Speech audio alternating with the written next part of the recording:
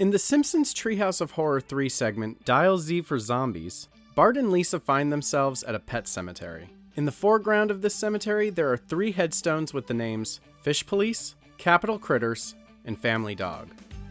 This was an Easter egg, referencing other networks' attempt to make their own primetime animated series, but ultimately failing.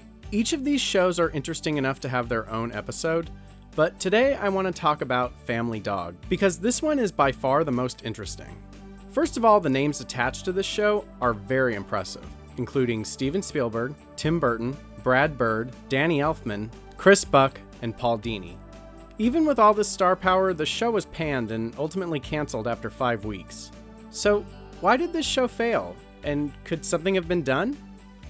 Well, let's talk about it. Today we're going to discuss the 1993 animated sitcom, Family Dog.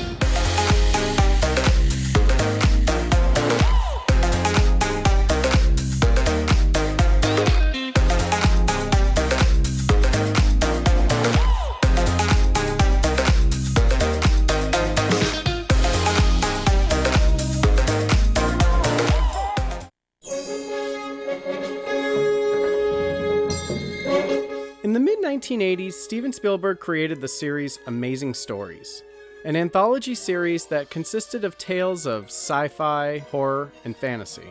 Although it was pretty well received, it didn't get the strongest ratings, and it lasted only 2 seasons.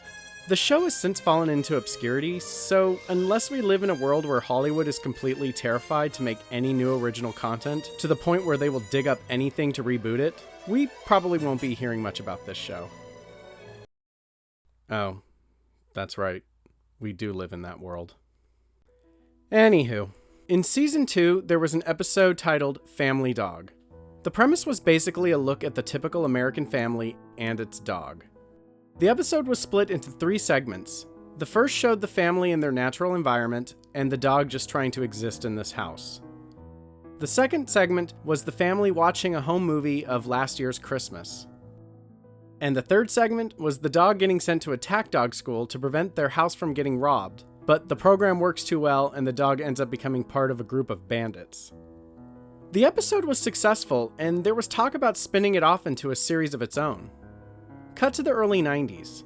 The Simpsons, being the major success that it was, made the concept of cartoons aimed towards adults something plausible in the United States.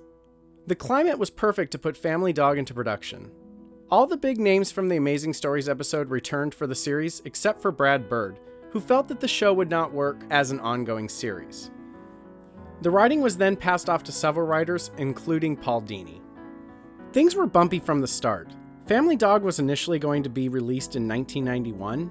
In fact, during the 1991 Grammy Awards, the show was actually advertised during one of the commercial breaks. In fact, Steven Spielberg and Tim Burton's latest pet project will only be seen in one place. Family Dog, coming to CBS. Not on the logo. But the show had setback after setback after setback, and it did not get released till the summer of 1993. On June 23rd, CBS will unleash television's newest star. He's fierce, he's powerful, he's dangerous, and he's almost housebroken. Family Dog from Steven Spielberg and Tim Burton. All 10 episodes that were made were shown in a span of 5 weeks. So, why was the Amazing Story segment so well received, but the standalone cartoon series a failure? What changed? Honestly, nothing. Like I said, Fish Police, Capital Critters, and Family Dog all failed, and they all failed for their own reasons. I mean, cartoons for adults was a new concept in the United States, and when watching these series, you definitely get the feeling that everyone behind the scenes was venturing into uncharted territory. But with Fish Police and Capital Critters, it was clear that these cartoons were aimed towards adults. But Family Dog was just a kids show that for some reason was being shown on primetime. While Capital Critters had episodes with a political undertone and Fish Police dealt with subjects like murder and organized crime, Family Dog had episodes like getting trapped at the zoo or meeting the mean dog next door or trying to care for some birds during a snowstorm. Seriously, this is kid stuff, and it probably would have thrived if it was marketed that way. That being said, I do want to talk about one of the things that made The Simpsons so successful. In the 1980s, television's portrayal of the typical American family was becoming really saccharine. And by the late 1980s, people were thirsty for something a little more relatable. You want me to fix dinner? I'll fix dinner. I'm fixing dinner! Oh, but honey, you just fixed dinner 3 years ago! Shows like Roseanne and The Simpsons offered audiences a more realistic portrayal of a family that viewers could actually relate to. You know what other show did this? That's enough, young man. We've got the entire neighborhood coming over tonight, and for one night, I would like to think we could act like a nice, normal family. Yeah, let's live the lie.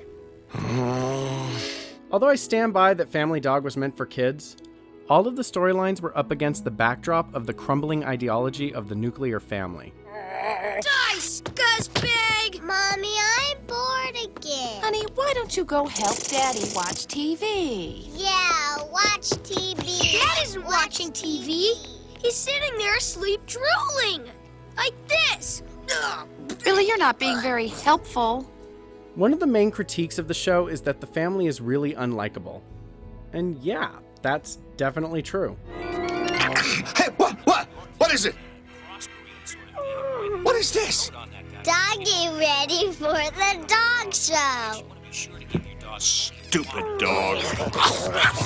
The dad is a prick, the mom is a whiny martyr, the son is a psychopath, and the daughter is a missing link. Maybe he just went on a little vacation. God Doggy knows and I need one. Dog's probably on somebody's tire. Shut up, Billy. The family is rude, obnoxious, arrogant, intolerant, and all around terrible people. And none of them are nice to the dog. And after all we do for you two, you ungrateful bag of fur, we give you a home. Hey, did we ask you to pay rent? Oh, of course not. Give you chores? No. Do we ask you for favors like pick up the garbage sometimes? Now, mister, from here on in, it is every dog and woman for himself. You are grounded, pal. So yeah, the family's definitely unlikable, which I feel was kind of the point. And when you think about it, it's pretty gutsy. Shows like Roseanne and The Simpsons offer a more realistic portrayal of the nuclear family, but at the end of the day, it remains really reassuring about this ideology. Family Dog does not. Family Dog shows a dysfunctional, toxic family for what it is, and I'm sure many kids out there were growing up in families like this. And this show could have been a haven for these kids. I view the dog as an allegory for kids trapped in these dysfunctional families, while also being entertaining with typical zany cartoon adventures. The concept of having one kid in a family being the odd person out is not a new concept, but again, these stories usually end by reassuring the family values. Also, I think the main character being a kid would have been too dark, therefore it works better with the dog. And if the show was able to exist beyond these 10 episodes, I think it could have been something great.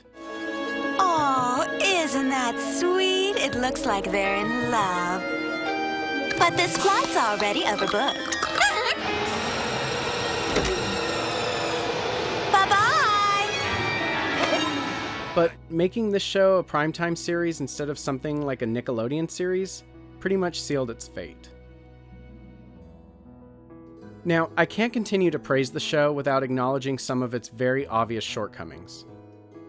By the time the show went into production, it felt like everyone knew it was going to fail. Hell, The Simpsons had its grave planned out 8 months before it even went on air.